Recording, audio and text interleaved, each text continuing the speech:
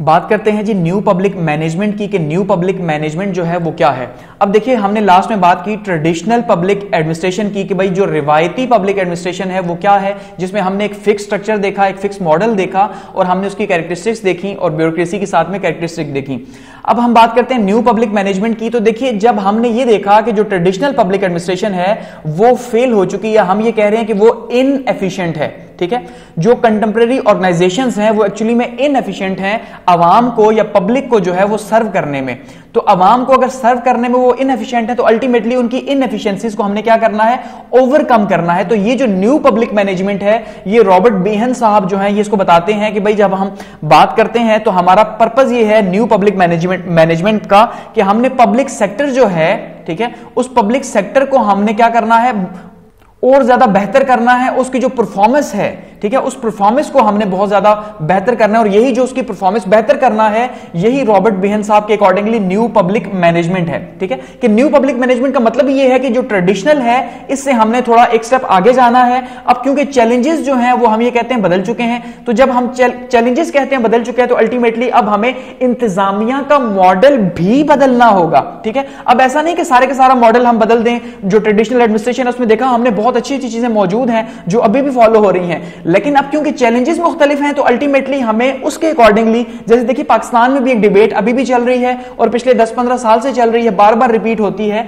कि भाई हमने किस तरह अपनी पब्लिक मैनेजमेंट जो है उसको बेहतर कर सकते हैं या पब्लिक एडमिनिस्ट्रेशन जो है, अवामी इंतजामिया जो है, या सरकारी इंतजामिया जो है, इस इंतजामिया को कैसे हम बेहतर कर सकते हैं। या रिफॉर्म्स जो हैं बार बार पब्लिक सेक्टर के अंदर इंट्रोड्यूस करवाई जाती हैं कि भाई रिफॉर्म्स और बार बार वो फेल हो जाती हैं, ठीक है। तो वो रिफॉर्म्स कैसे जो है, और हिस्ट्री में हमने देखा, इवन जो है हमने देखा खास करके भुट्टो साहब जो है उन्होंने रिफॉर्म्स इंट्रोड्यूस करवाई सिविल सर्विस के अंदर, बहुत ज्यादा रिफॉर्म्स। इसी तरह जो है वो ज़िया-उल-हक साहब है, उन्होंने रिफॉर्म्स इंट्रोड्यूस करवाई और खास करके हमने जो रिफॉर्म्स देखी मुशर्रफ साहब के टाइम पे वो बहुत ही शानदार रिफॉर्म्स जो हम पहले जिक्र कर चुके हैं और आगे हम डिटेल से जिक्र करेंगे, वो रिफॉर्म्स भी बहुत अच्छी थी जिन्होंने बहुत अच्छा काम किया। तो इसका मतलब ये जो न्यू पब्लिक मैनेजमेंट है अब इसका मॉडल हमें चेंज करना है वक्त के साथ साथ और आवाम को हमें बेहतर अंदाज में सर्व करना है। तो ये new approach of public management है, ठीक है, कि ये जो न्यू अप्रोच है इसका मतलब क्या है, पब्लिक को मैनेज करना है बेहतर अंदाज में। तो इसका जो सबसे पहला क्वेश्चन है न्यू पब्लिक मैनेजमेंट का वो क्या है कि भाई इसकी जो फील्ड्स हैं, अगर हम ये देखते हैं कि फील्ड ऑफ रिसर्च क्या है न्यू पब्लिक मैनेजमेंट की, तो उसमें क्या है जी, एक एडमिनिस्ट्रेशन है और दूसरा क्या है, मैनेजमेंट है।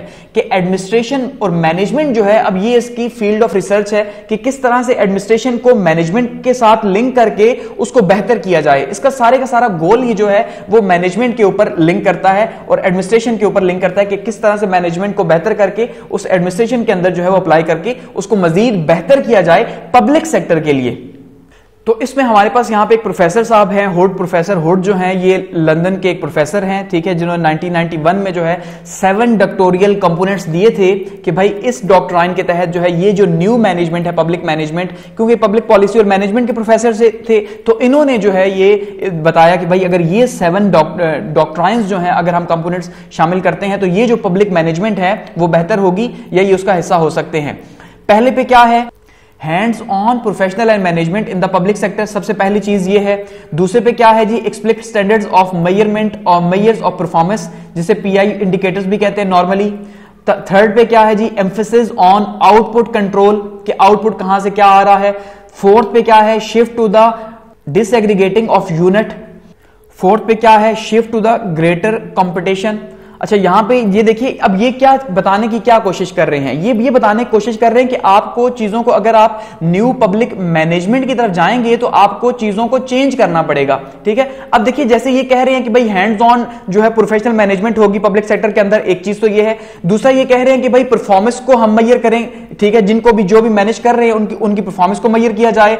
तीसरा कह रहे हैं कंट्रोल को, आउटपुट को आपने क्या करना है उसके ऊपर ज्यादा जोर देना है, इनपुट कैसे हो रहा है क्या हो रहा है वो नहीं, बल्कि जो पहले होता था जो ट्रेडिशनल था, बल्कि जो उसका रिजल्ट आ रहा है वो बहुत ज्यादा इंपॉर्टेंट है। और साथ में ये कह रहे हैं कि भाई डिसएग्रीगेट करें यूनिट्स को, कि भाई आप एज ए होल अगर चीज को देख रहे हैं, जैसे हम पूरा एक हायरार्किकल स्ट्रक्चर की हम बात करते हैं, तो एज ए होल के बजाय आप उसे यूनिट्स में तकसीम करें और एज ए यूनिट को आप अलग अलग यानी चीजों को आप देखें ताकि ताकि उसकी मैनेजमेंट बेहतर हो सके। यानी ये वो मॉडल आपको देखने को मिल रहा है न्यू पब्लिक मैनेजमेंट का, जो एक्चुअली में कॉर्पोरेट वर्ल्ड के अंदर आपको देखने को मिलता है। ठीक है, जैसे हम कहते हैं जी सेल्स यहां पे अलग है, मार्केटिंग यहां पे अलग है, ठीक है, फाइनेंस यहां पे अलग है, तो खैर यहां पे भी अलग अलग है, लेकिन वो इसके ऊपर ज्यादा कोर फोकस करके इन डिपार्टमेंट्स को अलग अलग करके इनको टास्क जो है वो असाइन किए जाते हैं कॉर्पोरेट वर्ल्ड के अंदर। तो बिल्कुल यहां पे भी ये यही कहना चाह रहे हैं एक्चुअली में, अगर आपको समझ नहीं आ रही तो। नंबर 6 क्या है जी, private sector style of management practice, कि आपने अब देखिए कह रहे हैं कि भाई जो प्राइवेट सेक्टर का जो स्टाइल है मैनेजमेंट का वो क्या है, वो बहुत ही ज्यादा स्ट्रिक्ट है और वो गोल्स ओरिएंटेड है। सबसे इंपॉर्टेंट चीज पब्लिक प्राइवेट सेक्टर के अंदर क्या है, जो लोग आप में से जॉब्स कर रहे हैं उन्हें पता होगा कि वो गोल ओरिएंटेड है, कि भाई गोल्स को कैसे अचीव किया जाए, उसके लिए अब रिसोर्सेज हमने जो है वो लाने हैं और उस गोल्स को अचीव करना है। तो इसका मतलब ये है कि अब यहां पे जब पब्लिक जो प्राइवेट सेक्टर है वो तो करता है एक ही काम, उसका क्या बेसिक पर्पस है, वो है जी प्रॉफिट मोटिव, यानी मुनाफा ज्यादा से ज्यादा कैसे कमाया जाए, इसीलिए तो ये सारे का सारा करते हैं। तो जब आप यहां पे भी पब्लिक सेक्टर के अंदर भी क्या करेंगे, प्रॉफिट मोटिव या इस तरह के इंसेंटिव्स को लेके आएंगे, तो मैनेजमेंट तभी तो यहां पे बेहतर होगी। अच्छा, discipline and parsimony in resource use, तो जो एक तो डिसिप्लिन रखना होगा, चल डिसिप्लिन तो होता ही है, जो पर्समरी है यानी कि जो उसको साफ रखना या उसकी अकाउंटेबिलिटी या किसी भी चीज को जो है वो शफाफ रिसोर्सेज का जो इस्तेमाल है बेहतर तरीके से जिसके लिए आए हैं वो उसी के लिए यूज करना, ये बहुत ज्यादा इंपॉर्टेंट है। अदरवाइज आपको पता है कि हमारे यहाँ क्या होता है, हमारे यहाँ जो है वो 50 करोड़ रुपए जो है वो ग्रांट होते हैं और उसके बाद जब वो प्रोजेक्ट के ऊपर लगते हैं और जो है तख्ती भी लगी, इतनी लगी भी होती है कि 50 करोड़ ही है, लेकिन वो काम जो हम देखते हैं तो 20 लाख का भी नहीं होता। तो ये सारे का सारा क्या है, फिर वो बीच में से रिसोर्सेज मिस यूज है। तो इन चीजों को हमने जो है वो क्या करना है, ये वो फील्ड यानी वो 7 चीजें हैं जिनको अगर हम ऐड करते हैं पब्लिक एडमिनिस्ट्रेशन के अंदर जो ट्रेडिशनल ही है, तो उसको हम न्यू पब्लिक मैनेजमेंट के ऊपर ले जा सकते हैं। प्रोफेसर हुड साहब जो है इनके अकॉर्डिंगली हम इसको बेहतर तरीके से मैनेज कर सकते हैं। अच्छा, फिर अगर हम इसमें मजीद देखते हैं न्यू पब्लिक मैनेजमेंट के अंदर, तो हम कहते हैं जी 6 core characteristics of new public management, और इसको कौन डिफाइन कर रहा है जी, डोनाल्ड कैटल साहब जो हैं ये इसको डिफाइन कर रहे हैं। और ये क्या कहते हैं कि ये 6 चीजें जो है ये नई पब्लिक मैनेजमेंट का हिस्सा है। सबसे पहली चीज प्रोडक्टिविटी है, और ये भी आप देखिए जो प्राइवेट सेक्टर है उसका सबसे इंपॉर्टेंट चीज यही होती है कि प्रोडक्टिविटी जो है उसको प्रोडक्टिव करना किसी चीज को, ये सबसे इंपॉर्टेंट है। ठीक है, दूसरा क्या है जी, मार्केटाइजेशन, ठीक है जी, मार्केटाइजेशन होना। और तीसरा क्या है जी, सर्विस ओरिएंटेड होना। चौथा क्या है, डिसेंट्रलाइजेशन, यानी उसको जैसे मैंने कहा मुशर्रफ साहब ने 2001 में एक मॉडल दिया था कि उसको नीचे के लेवल तक लेके आना। पॉलिसी ओरिएंटेशन 5वें नंबर पे। छठे पे क्या है जी, अकाउंटेबिलिटी एंड रिजल्ट्स हैं कि किसके लिए अकाउंटेबिलिटी हो रही है, रिजल्ट्स के लिए। तो ये 6 चीजें जो हैं ये भी डोनाल्ड कैटल साहब जो है इन्होंने न्यू पब्लिक मैनेजमेंट के अंदर साथ में डिस्कस की हैं कि ये 6 चीजें होनी चाहिए। तो वो क्या होगी, वो जो मैनेजमेंट होगी वो न्यू पब्लिक मैनेजमेंट हम उसे कह सकते हैं। अब मजीद अगर हम इसमें देखते हैं तो हम क्या कहते हैं जी, 5 core principles of new public management क्या हैं, कि जो 5 कोर प्रिंसिपल्स हैं वो न्यू मैनेजमेंट के क्या हैं जी। सबसे पहली चीज है down sizing, reducing size and scope of government, सबसे इंपॉर्टेंट चीज। अब इसको मैं थोड़ा सा यहां पे डिस्कस करता चलूं। अब देखिए डाउन साइजिंग का हम ये देखते हैं अक्सर, खास करके हम आईएमएफ के प्रोग्राम्स में जब भी जाते हैं तो आईएमएफ हमें ये कहता है कि जो आपका जो पब्लिक एडमिनिस्ट्रेशन है ये बहुत, पब्लिक डेट जो है बहुत ज्यादा है। ये जो सरकारी आप पेंशन देते हैं, सरकारी लोग इतने ज्यादा हैं, सरकारी इदारे इतने ज्यादा हैं, तो आप तो जनरेट, क्योंकि ये सरकारी इदारे रेवेन्यू तो जनरेट नहीं कर पा रहे, ये अपने लिए आमदनी जो है उस तरह से तो जनरेट करते नहीं। अगर ये आमदनी 100 रुपया जनरेट करते हैं तो लगाते 1000 रुपया है, तो ये जो ऊपर का 900 रुपया है ये तो आपका सारे का सारा जो है वो नुकसान है आपको। ठीक है, ये जो बजट डेफिसिट है आपका, तो इसको आप क्या करें, डाउन साइज करें। अब उसमें अब इन दिनों आप खास करके देखें तो आईएमएफ ने हमें एक और नया जो है वो इशू दिया है कि आप क्या करें जी, आप एक तो 8 घंटे की जो जॉब है 9 to 5 जॉब, इसको जरा समझिएगा। उन्होंने कहा 9 to 5 जॉब जो है इसको आप देखिए, और आप ये देखिए कि एक इदारा है, लेट सपोज हम ये कहते हैं जी पोस्ट ऑफिस है पाकिस्तान में। ठीक है, तो पोस्ट ऑफिस में अगर 5000 लोग काम कर रहे हैं तो आप ये देखिए कि ये जो काम है अगर 9 to 5 लोग प्रॉपरली करते हैं जैसे प्राइवेट सेक्टर में किया जाता है, ऐसा नहीं 9 to 5 जाके बैठ के 2 काम कर दिए जैसे यहां पे क्लर्क करते हैं, ऐसा हरगिज नहीं। तो प्रॉपरली अगर ये काम करते हैं तो हमें कितने वर्कर्स की जरूरत है, तो अगर हमें पता चलता है 9 to 5 प्रॉपरली काम किया जाए तो 1000 लोगों की जरूरत है। इसका मतलब 4000 लोग सिर्फ एक इदारे में आपने ज्यादा रखे हुए हैं, और जो काम भी नहीं करते हो, जिनका काम है भी नहीं, क्योंकि इतना ज्यादा काम है ही नहीं, जो प्राइवेट सेक्टर ने अब ले लिया काम, तो इन 4000 लोगों को आप फारिग करें। यही डाउन साइजिंग है। ठीक है, जो न्यू पब्लिक मैनेजमेंट है इसमें क्या चीजें हैं कि आपको डाउन साइजिंग करनी है, साइज को रिड्यूस करना है, और जितने ज्यादा डिपार्टमेंट्स में इसका इन्वॉल्वमेंट है उसको कम करना है, यानी उसको कम से कम डिपार्टमेंट्स तक आपने रखना है। इसीलिए ये प्राइवेटाइजेशन है, इसके ऊपर बहुत ज्यादा जोर दिया जाता है।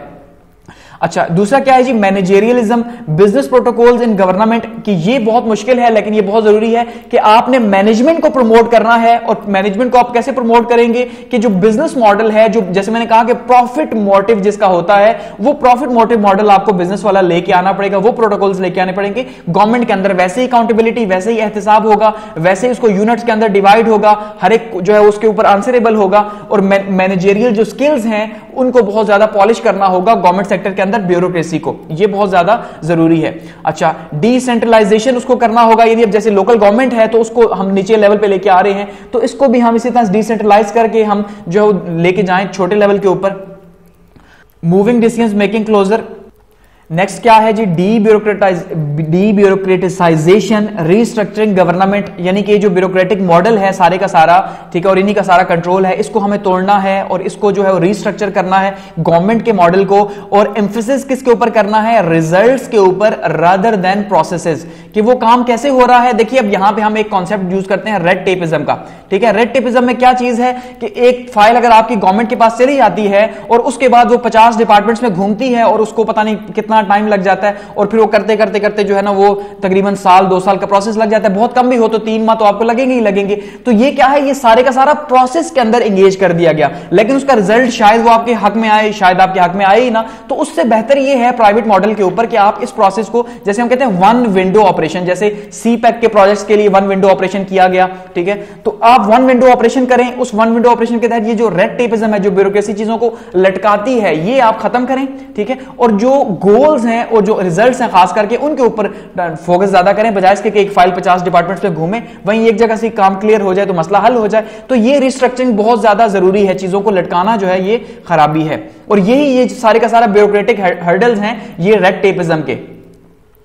नेक्स्ट क्या है जी, नंबर 5 पे, privatisation, directing the allocation of government goods services outside firms, ठीक है, कि आपने क्या करना है, प्राइवेटाइजेशन करनी है। ये जितने भी जैसे पीआईए है या बाकी जो इदारे हैं, तो जो नुकसान पे चल रहे हैं उन सारे के सारों को आप उनकी प्राइवेटाइजेशन करें, ठीक है। जो मुशर्रफ दौर में हुई, जो अभी भी प्लान किया जा रहा है, लेकिन उस पर भी बहुत से लोग रेजिस्ट करते हैं। तो जहां ये पॉजिटिव है उसको करना चाहिए प्राइवेटाइजेशन, ठीक है। और उसके साथ साथ आपने क्या करना है, जो गवर्नमेंट की जो गुड्स सर्विसेज है उसमें आप आउटडोर फर्म्स जो वगैरह जो है वो हायर कर सकते हैं।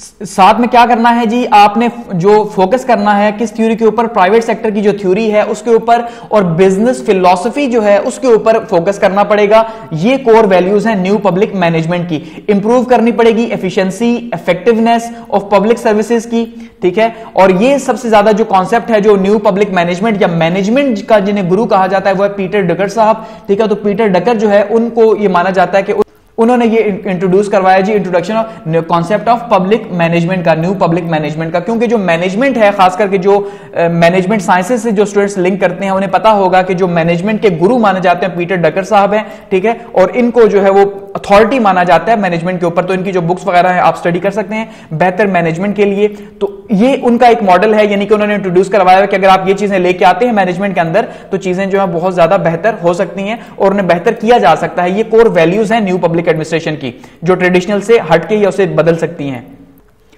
आगे बात करते हैं जी concept of new public management and Pakistan की, कि यही जो न्यू पब्लिक मैनेजमेंट है, अगर इसमें पाकिस्तान की अगर हम बात करते हैं तो पाकिस्तान के क्या हालात हैं। अल्टीमेटली अभी तक देखिए हमने यहां पे पाकिस्तान में हमें न्यू पब्लिक मैनेजमेंट जो है ये हमें देखने को नहीं मिलती फिलहाल तक, हम ये कह सकते हैं। हमें यहाँ पे ट्रेडिशनल वही जो रवायती है वो रवायती पब्लिक एडमिनिस्ट्रेशन ही देखने को मिलती है, और वही मैनेजेरियल कंट्रोल जो है ब्यूरोक्रेटिक कंट्रोल है सारे का सारा, और सारा कंट्रोल ब्यूरोक्रेसी के हाथ में है। सब चीजें हमें वही देखने को मिलती हैं। हमें यहाँ पे एटलीस्ट देखने को नहीं मिलता सिवाय एक दो के वो भी फेल हो गया, प्रॉपरली से नहीं किया। तो यहाँ हमें ये देखने को मिलता है कि हम स्टार्ट से ही, जब से पाकिस्तान आजाद हुआ 1945 से, तो हम अल्टीमेटली एक स्ट्रक्चर का हिस्सा हैं जो हमें दिया गया ईस्ट इंडिया कंपनी की तरफ से सबसे पहले दिया गया, ठीक है। उसके बाद जो ब्रिटिश राज हमारे पास आया, जो ताज बरतानिया था, तो ताज बरतानिया जो है उन्होंने जो हमें यहाँ पे एक स्ट्रक्चर बना के दिया ब्यूरोक्रेसी का, और ब्यूरोक्रेसी को बादशाह बना दिया, और डीसी साहब जो है उनको स्याह सफेद का जैसे जिले मालिक कर दिया, फिर ऐसी फिर कमिश्नर का इख्तियार। तो ये सारे का सारा हमें जो है वो आयरन हैंड ब्यूरोक्रेसी हम इसे कह सकते हैं कि ये आयरन हैंड ब्यूरोक्रेसी का हमें एक रिग्ड किस्म का, इंतहाई सख्त किस्म का मॉडल मिलता है। और ये वही जो है पिछले 75 साल से हम इसको प्रैक्टिस करते आ रहे हैं बार बार, जो कि क्या करते हैं जी, कर्व्स द एंटरप्रेन्योरियल इनिशिएटिव्स, कि जो भी चीज इसमें नई आती है और नए जो इनिशिएटिव्स लिए जाते हैं, ठीक है, चाहे प्राइवेट सेक्टर के अंदर भी लिए जाते हैं, इसको बेहतर करने के लिए या अलाइन करने के लिए गवर्नमेंट को, उनको भी ये ब्यूरोक्रेसी जो है वो आगे नहीं बढ़ने देती। तो आज हमें खास करके हमें ये चीज ज्यादा देखने को मिलती है कि हम ये कहते हैं कि पाकिस्तान की जो इलीट है वही पाकिस्तान की तबाही की रिस्पॉन्सिबल है। तो ये ब्यूरोक्रेसी वही है जो इलीट का हिस्सा है, जो खुद इलीट बनती है। तो ये कभी नहीं चाहती कि न्यू पब्लिक मैनेजमेंट की तरफ आया जाए, और आवाम को वाकई में खादिम बन के सर्व करना इनके बस में नहीं है, क्योंकि ये तो अफसरशाही है, तो ये अफसर लोग हैं। तो ये जो है ना, हम शुरू से ही ऐसे ही गवर्न होके आए हैं। सिवाय इसके कि हम ये कहते हैं जी डेवोल्यूशन ऑफ पावर जो है मुशर्रफ साहब ने जो की थी, ठीक है, तो वो मुशर्रफ साहब की जो डेवोल्यूशन ऑफ पावर थी, जो 5 Ds के ऊपर जो है वो काम कर रही थी। डेवोल्यूशन ऑफ पॉलिटिकल पावर है, डिसेंट्रलाइजेशन ऑफ एडमिनिस्ट्रेटिव अथॉरिटी है, ठीक है, डिसेंट्रलाइजेशन ऑफ मैनेजमेंट फंक्शंस है, डिफ्यूजन ऑफ पावर है, और अथॉरिटी एक्शन है, और डिस्ट्रीब्यूशन ऑफ रिसोर्सेज है, जो कि डिस्ट्रिक्ट लेवल के ऊपर ये सब का सब किया गया, ठीक है। और ये किसके थ्रू किया गया? ये नेशनल रिकंस्ट्रक्शन ब्यूरो के तहत, एनपीएम के तहत किया गया। और जिसका जो पर्पस था वो क्या था कि पाकिस्तान में भी जो है वो प्राइवेट सेक्टर का मॉडल इंट्रोड्यूस करवाया जाए और लोगों को जो है वो बेहतर इंतजामात या इंतजामिया प्रोवाइड जो है वो की जाए। और ये जो है ये हम ये कह सकते हैं कि भाई पीपल और डेवलपमेंट ओरिएंटेड प्लान था जो मुशर्रफ साहब ने अपने टाइम के ऊपर जो है वो इंट्रोड्यूस करवाया। तो सिर्फ वो इंट्रोड्यूस हुआ, लेकिन उसके बाद हम ना, उससे पहले हमने ये मॉडल देखा इतना स्ट्रांग, और ना उसके बाद हमने दोबारा से जो है इस तरह का ये मॉडल देखा जिसमें लोकल गवर्नमेंट को जो है वो लोकल गवर्नमेंट के अंदर जिले को अंडर करके, यानी कि नाजिम साहब जो है और नायब नाजिम के अंडर सब कुछ करके, और डीसीओज वगैरह उनके साथ में कोऑर्डिनेट कर दिया, पुलिस का स्ट्रक्चर उनके साथ मॉडल कर दिया, जिससे जो है बहुत ही स्ट्रांग किस्म की गवर्नेंस हमें देखने को मिली। और वही जो गवर्नेंस थी वो गवर्नेंस पब्लिक मैनेजमेंट थी, एक्चुअली में जो पब्लिक मैनेजमेंट थी जो हमें देखने को मिली, जिसमें डीसी साहब को डीसीओ बना दिया गया, टीएमओ वगैरह और ईडीओज वगैरह, ये सब के सब इनको क्या किया गया जी, इनको कोलैबोरेट किया गया, और ये प्राइवेट सेक्टर के साथ भी मिलकर फिर इसी तरह से काम किया गया।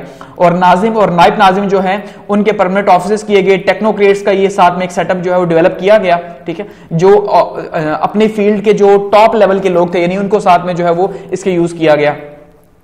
और ये 5 Ds की फिलॉसफी थी जो कि NRB ने जो है वो यूज उस टाइम पे इसको काम किया।